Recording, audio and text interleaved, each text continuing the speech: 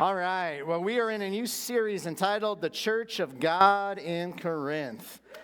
And it's kind of been fun studying Corinthians the last couple months, actually, because we've been going through 2 Corinthians with our men's study and really been focusing on 1 Corinthians the last couple weeks.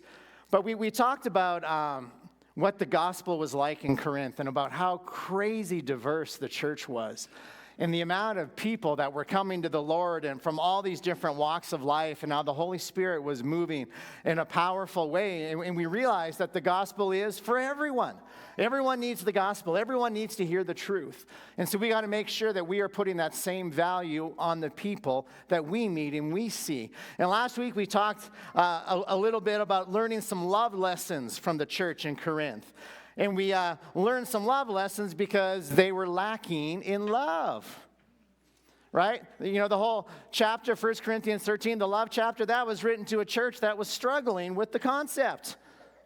So he had to break it down for them a little bit. But one of the things that really stood out to me last week as I was prepping for that message was the point about how love puts others first, which is such a simple statement, but we found that in 1 Corinthians chapter 11 and verse 1, Paul makes a statement. He says, "Follow me as I follow Christ." And we quote that like, hey, follow me as I follow Christ. Or he says, actually, follow my example as I follow the example of Christ. Well, what was the example? Well, the example was the verse before in chapter 10, verse 31, or 30 and 31, where he makes the decision that everything about his life is going to be centered around making sure that he is a good example to everybody else. That he doesn't want anything in his life to cause anyone else to stumble. So his very reason for disciplining his body and putting his flesh down is so that he would be a genuine light to those around him. It is a whole new way to live and a whole new purpose when you start putting others first. When you make your decisions, not about what do I want to do or how do I feel, but how is this going to affect those around me? It is a powerful and a very purposeful way to live. And so today I want to look at 2 Corinthians chapter 8. And I want to read verse 7, and it says, "But since you excel in everything, in faith, in speech, in knowledge, in complete earnestness, and in the love we have kindled in you, see that you also excel in this grace of giving." So, in this second letter to the Corinthians, to the church there, he's going, listen, I'm going to call out the areas you're doing really well in. But you're kind of neglecting and not following through on this whole concept of being generous. Keep doing what you're doing over here, but make sure that you also excel in this grace of giving, this desire to want to be generous. And so we're going to talk a little bit today about excelling in generosity. Now, I know as soon as we start talking about money, people get a little, right? Well, we shouldn't. We should be comfortable to talk about money. We're called to be good stewards. We're called to be a blessing. We're called, to do great things for the kingdom. And I could probably ask you the question, what things do you do really well in your spiritual life? But if I asked you the question, how well do you excel in your generosity? Some people are like, I'm really generous with my time. I'm really generous with my gifts. I'm really generous with my friendship. And that's good. But he was literally specifically talking about excelling in the gift of generosity with your resources, your finances, your stuff. And that's something that's really hard to talk about if your heart's attached to the wrong thing. But if your heart's attached to God, then it's just stuff. It's just money. It's seed. It's opportunities to go and to be a blessing. So what is generosity? Generosity is giving more of something than what is expected. It's being plentiful.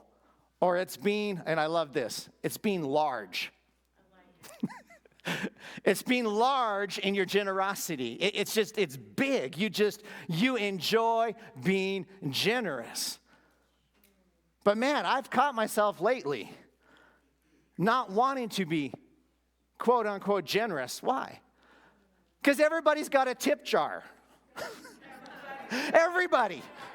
I open the door for you. Here's my tip jar, Here, you just made your own food. Here's my tip jar, Hey, and then there's this point where you're like, everybody, everywhere you turn, I need money. Like I've bought 100 candy bars. And I'm like, okay, wait a minute. Why is it sometimes we just kind of get locked in like, wait a minute. If one more person asks, our secretary, she had surgery, and so she hasn't been around for the last month. And so as pastors and different ones, we've had to take the phone calls of people. And, and sometimes you get those phone calls and you're like, okay, here we go again. And I'm like, why does that happen in my mind? Don't worry, it doesn't come out of my mouth, except right now when I'm preaching, so that you understand I'm human, okay? I'm just like you. I have these thought processes that I have to filter through. I have to go through the natural sometimes in order to be spiritual, right? So there's this concept where we have to be willing to excel in generosity. Proverbs 11:24 says, one person gives freely, yet gains even more, and another withholds unduly, but comes to poverty. Let's look at that in the Message. It says, the world of the generous gets larger and larger, but the world of the stingy gets smaller and smaller. So in other words, God's saying, if you want to hang on to what you got and you want to just keep it all for yourself, eventually your world's going to get smaller and smaller, and you're going to find that you never have enough. But when your heart and your life is open and you're generous and you're willing to give and you're willing to help and you're willing to pour into other people's lives, God will see you as a conduit. And then he'll be willing to pour more into you so that you can pour more out of you into other people's lives. It's a beautiful principle. There's actually, I don't think, anything more spiritual that you can do than to be a generous person. Because we serve a generous God. He is so rich in mercy. He's so generous. His mercies are new every day. He's so generous with salvation. He so loved the world that he gave. He desires that everybody would come to a saving knowledge of him. His heart is to give. He's so generous with his grace and his empowerment. He is a generous God. And when we allow ourselves to take on his character and his nature, we are being a reflection of who he is. Here's what it says in Romans chapter 12, verses 6 through 8. It says, we have different gifts according to the grace given to each of us. If your gift is prophesying, then prophesy in accordance with your faith. That sounds really spiritual, right? I'm going to prophesy. I'm going to speak God's word, right? It's a gift. It's right there. Well, if it's serving, then serve. So your gift can actually be serving. That's good. So then serve. If it's teaching, then teach. If it's to encourage, then give encouragement. Okay, wait a minute.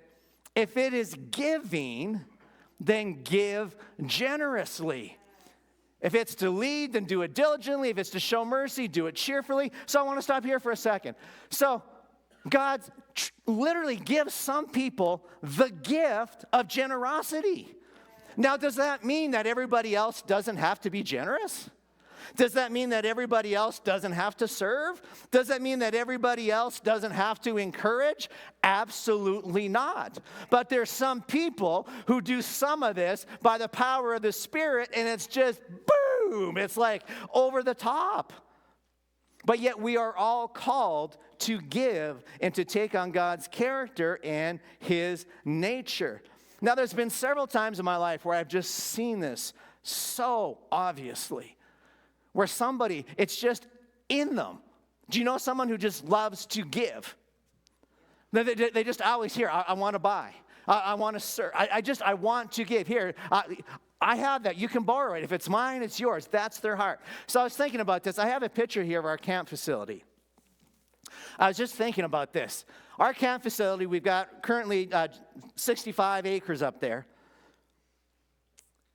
And 20-some years ago, there's a couple, Gary and Priscilla Callum, and they had it on their heart to give the land that they were going to retire on because Gary got sick to the church.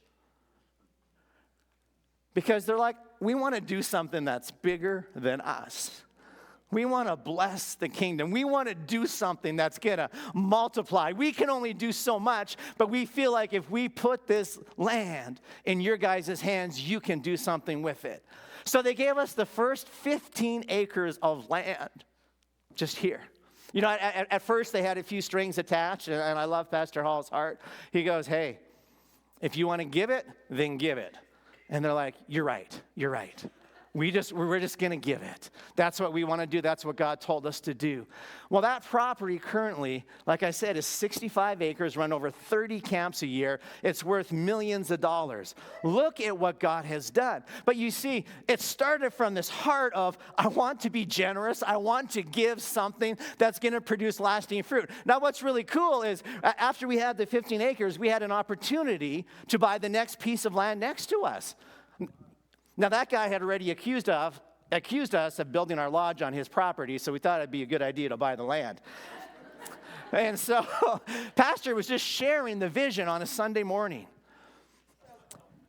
And guess who stood up while he was talking? Can you believe it? She stood up right while Pastor was talking.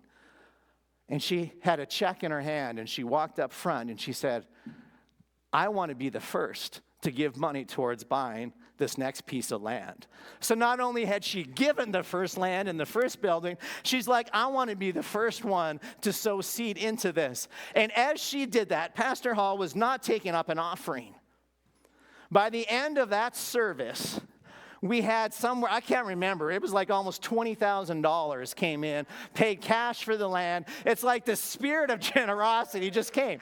Now, I remember it vividly because when you're a part of something like that and you see what God can do when he moves on people's hearts, when they want to invest in something that's bigger than themselves, it blows your mind. And it's encouraging to see. And look at the fruit of what God has done up there.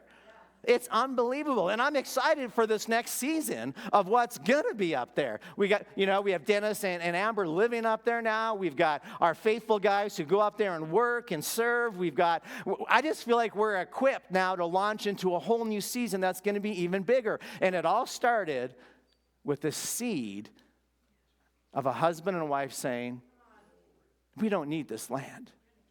We want to give this to the kingdom to do something powerful. And sometimes we hang on to our stuff so tightly, and we miss the opportunity and the blessing of being used by God. We hang on to our vehicles, our money, our houses, our homes. I know people who have really expensive stuff. You know, I have one friend, and he goes, anytime you want to use my cabin, it is ridiculously amazing. He goes, if you want to go and you want to get away and pray, you just go. Go take it. It doesn't belong to me. It belongs to the Lord anyway. You see, there's this mindset where if you possess your possessions, then you're going to hang on to them tightly. But when you hold on to them loosely, God is able to do amazing things with them.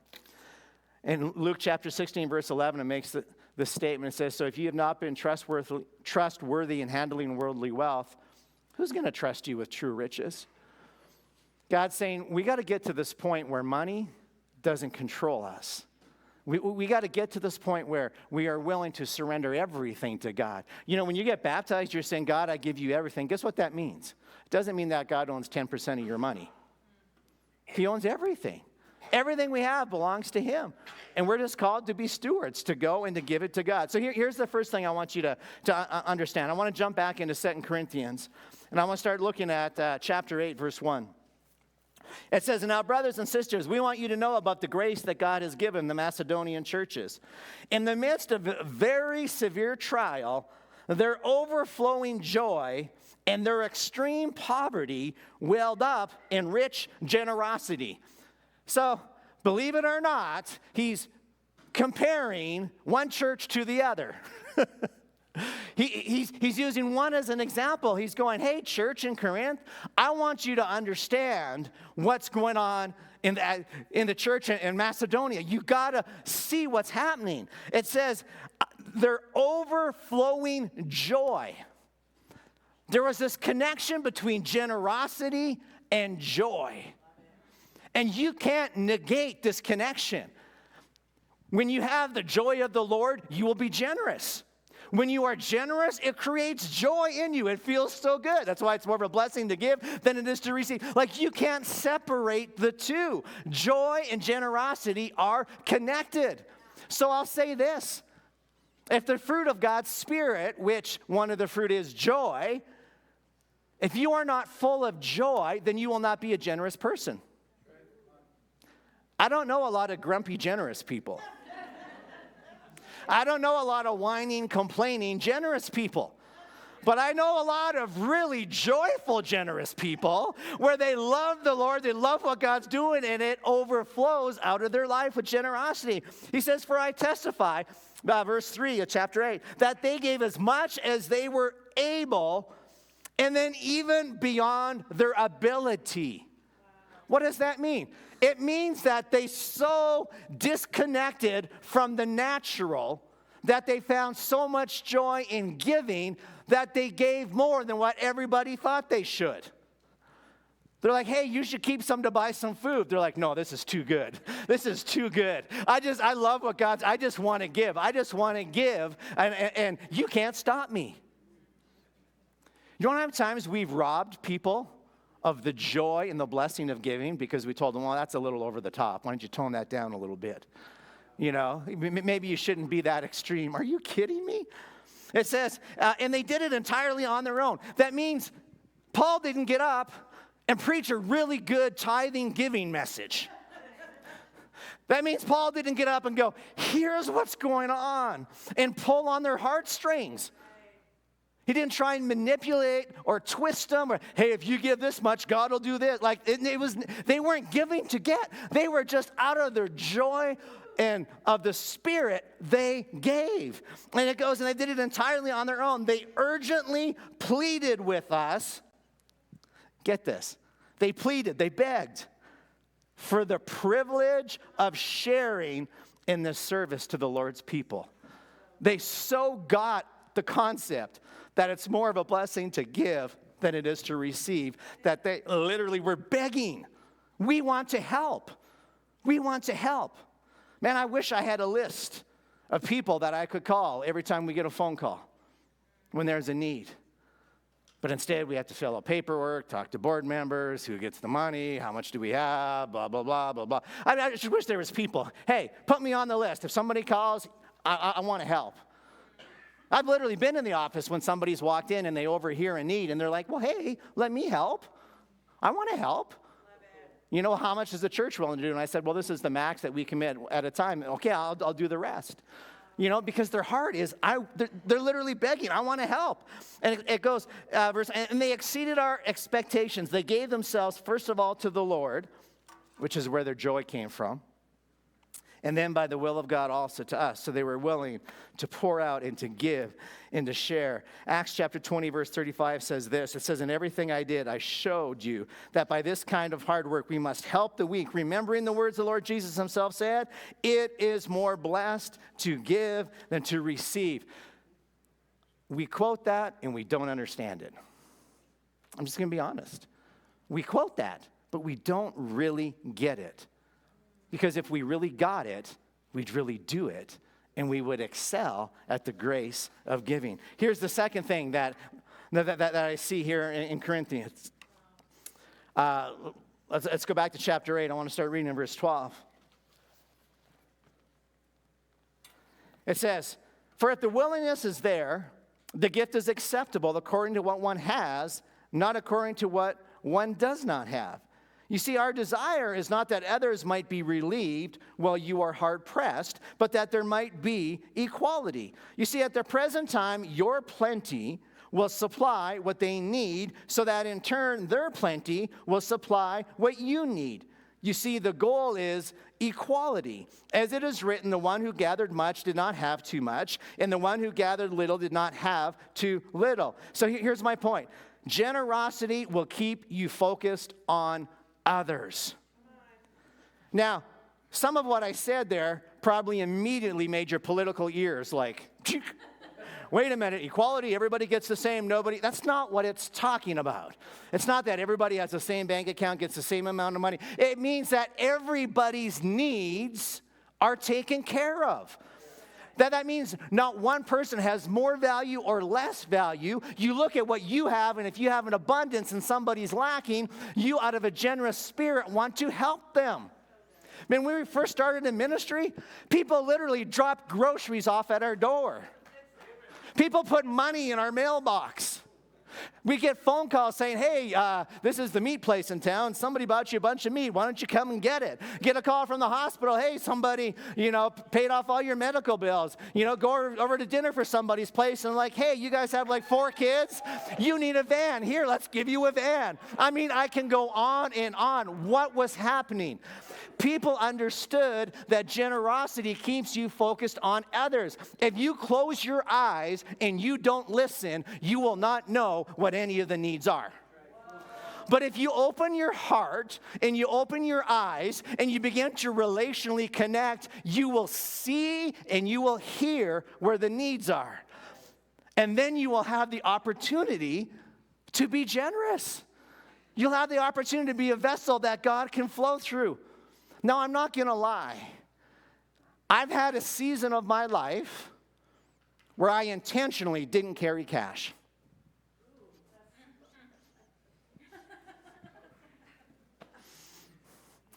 Why? Because if I had cash, I'd have to stop when somebody was asking for money. Oh, I'm sorry, guy on the side of the road with the sign. You don't take credit cards, do you? I can't help you. I literally, in my mind, it was the easier way to do it.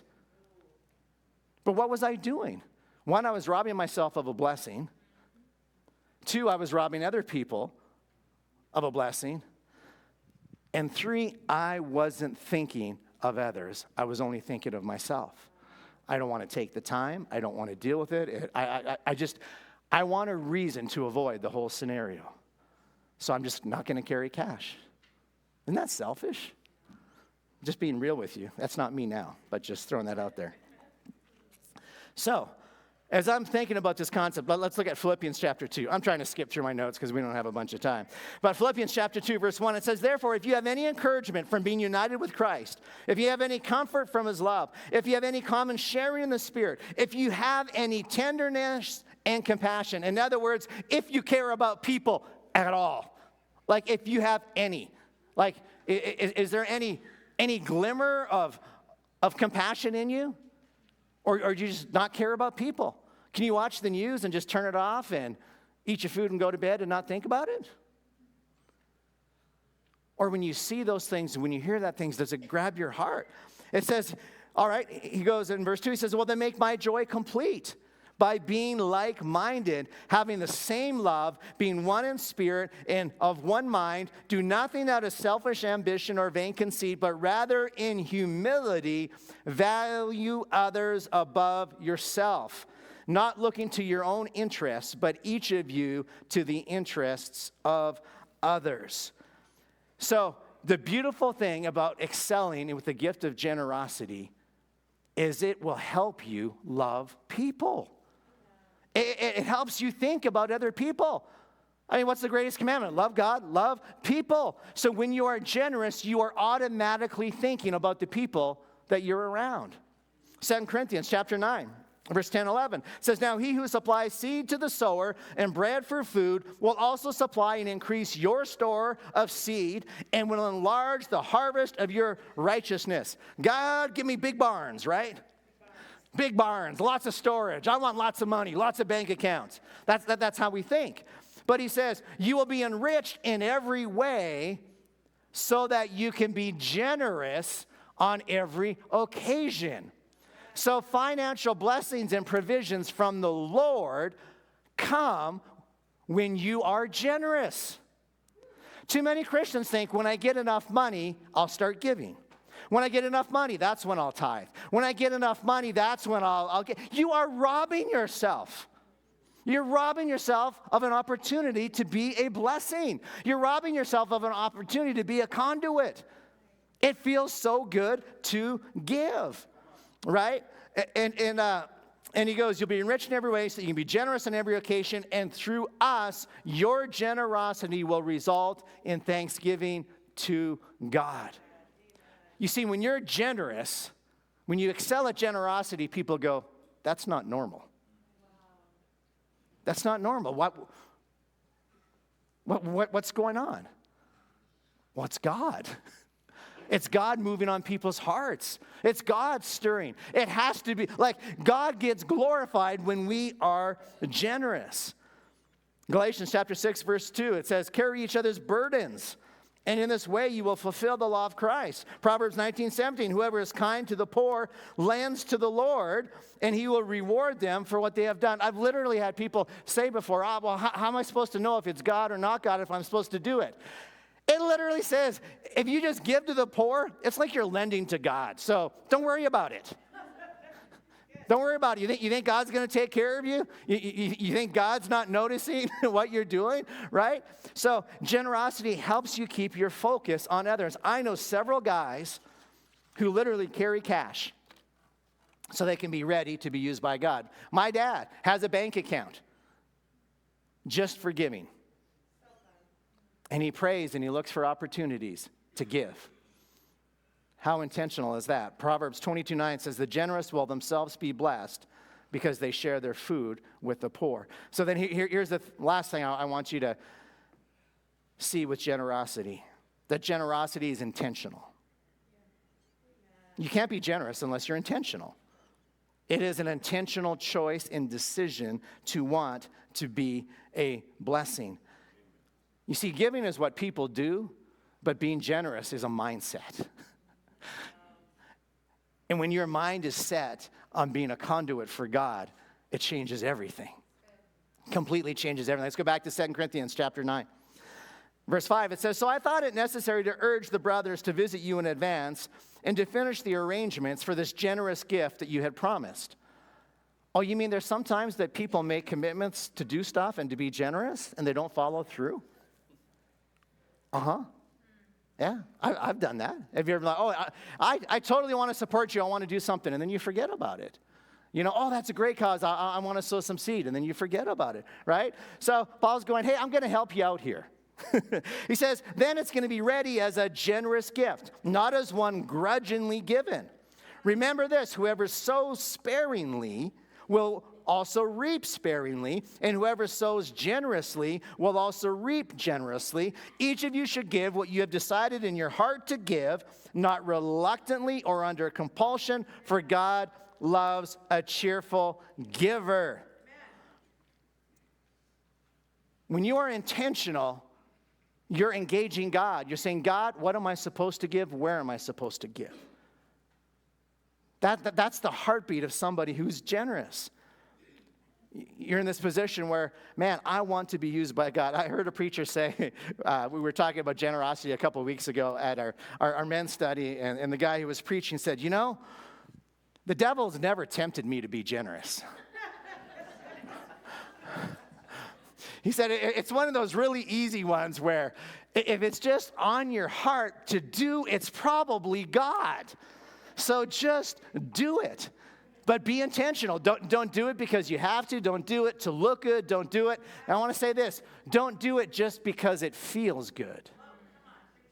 Do it because it's your mindset where you want to honor God. You want to be a conduit. You want people to be blessed. Let's go back to 2 Corinthians 9, verses 10. It says, now he who supplies seed to the sower and bread for food. I want to stop here. Supplies seed to the sower. Too many Christians eat their seed. God's given you something. And if you consume it all, you have no seed to sow. If you look at your budget and there's no room to give to God, you're consuming all your seed. Then God can't trust you with more. He can't use you to be a conduit. right? He says, now it's God who provides seed to the sower and bread for food. He will also supply and increase your store of seed. He's going to enlarge the harvest of your righteousness. We talked about that. But I think you got to understand, you are given seed. You have something to give. Even when I couldn't budget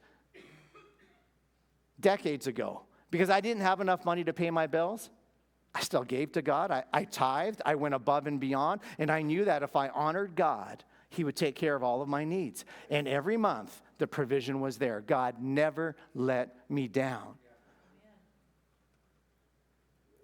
2 Corinthians chapter 8, verses 10 through 12, it says, and here is my judgment about what is best for you in this matter. Last year, you were the first not only to give, but also to have the desire to do so.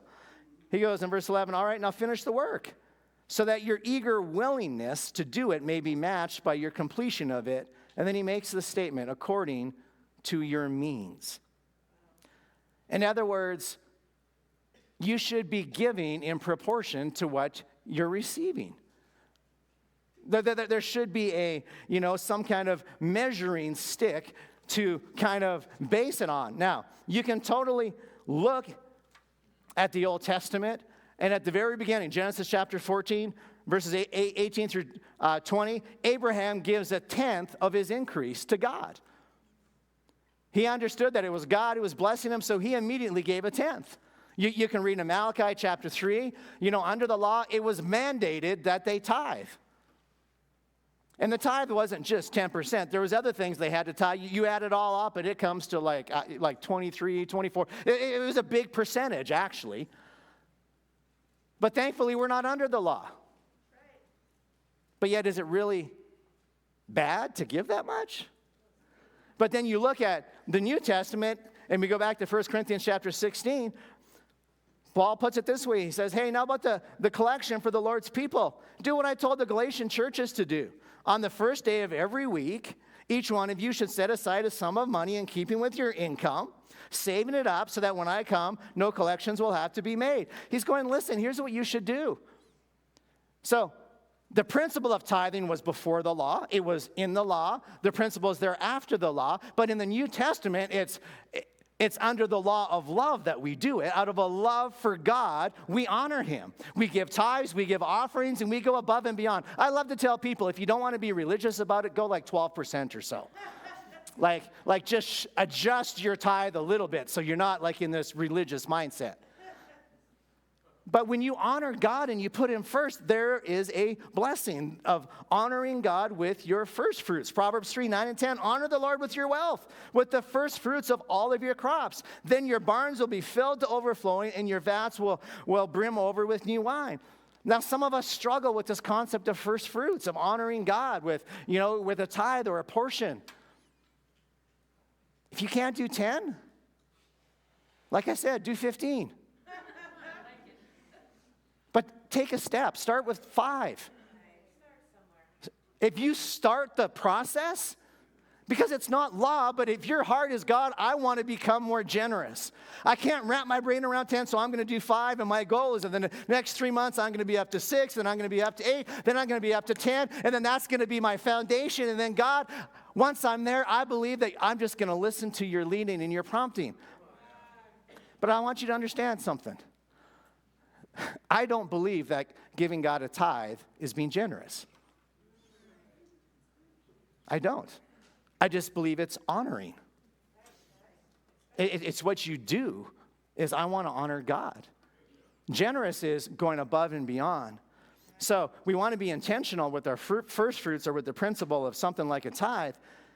But then this is where it gets really crazy, is we should be intentional with our sacrifices. 2 Corinthians chapter 8, verse 3 and 4, it says this. It says, for I testify that he gave as much as they were able, and then even beyond their ability, entirely on their own. You see, generous people don't just give when it's easy or when it's comfortable. Generous people give when the Holy Spirit leads. And whatever the amount is, you do it. I've had people in our congregation come up, hey, I've been saving for a vehicle, but I feel like the Lord said, give it all to the church. And they do, and God provides. I've had other people, we were saving for this, and I felt like God said, just give it all to the church, and they did. And God takes care of them. Now, I'm not saying everybody take your savings account and give them to the church, but what I'm saying is there's this concept of if we're not even comfortable with honoring God with the first fruits, how are we ever going to offer a sacrifice? Like something that actually costs us something. Like, look at what Christ did for us. Look at what he's laid down for us. Look at how much he gave and what he left. But yet, we get in our little American comfort zone, and we're not willing to sacrifice for the kingdom. You know, we're offering a missions trip. 30 years of ministry. I don't think there's been a time that I've offered a missions trip that I haven't heard at least a couple of people say, can't afford it. It's too much money. Where are we serving money or are we serving God? You're welcome to say, I don't feel like I'm supposed to go. But if you say, I can't afford it, you're serving money. And money's the deciding factor. You should be saying, God, am I supposed to go? And if I'm supposed to go, then I might have to make some sacrifices and not buy some of those $8 or $10 coffees for a couple months, and suddenly I'll have enough money to go on a missions trip. You get the concept? Right? We don't want to serve money, we want to serve God. And this concept of being willing to sacrifice, Mark chapter 12, verse 41 says, Jesus sat down opposite the place where the offerings were being put, and he watched the crowd putting their money into the temple treasury. Many rich people threw in large amounts. And Jesus stood up and clapped. No. It says, but a poor widow came and put in 2 very small copper coins worth only a few cents. And Jesus is like, ooh, teachable moment. Guys, come here. I want to teach you something, right? You saw them put the big money. And then you saw the 2 little copper coins. And he goes, look it. This poor widow has put more into the treasury than all of the others. Because it's not about the amount. It's about the heart and the sacrifice. You said they all gave out of their wealth, and they probably didn't even notice it. But she, out of her poverty, put in everything. All that she had to live on. That's generosity. That's what it means to be generous. Hebrews 13:6. And do not forget to do good and to share with others, for with such sacrifices, God is pleased. It doesn't just take money to give to others. It takes your time. It takes your effort. It takes your mental ability. It takes going above and beyond. And I want to close with this verse, Psalms 37. 25 and 26. It says, I was young and now I am old. It's like I wrote this. I was at the batting cages last night and I decided not to swing. It says, yet I have never seen the righteous forsaken or their children begging bread. They are always generous and lend freely. Their children will be a blessing. I tell you, there is something about when you get this spirit of generosity and you start excelling in that gift, it becomes contagious. People see the joy that you get in serving the Lord and giving, and it causes them to want to give. And it says they will never be lacking or begging. That's the generational blessing of being generous. Let's stand up in this place today. We're going to take up an offering. No, I'm kidding. Totally kidding.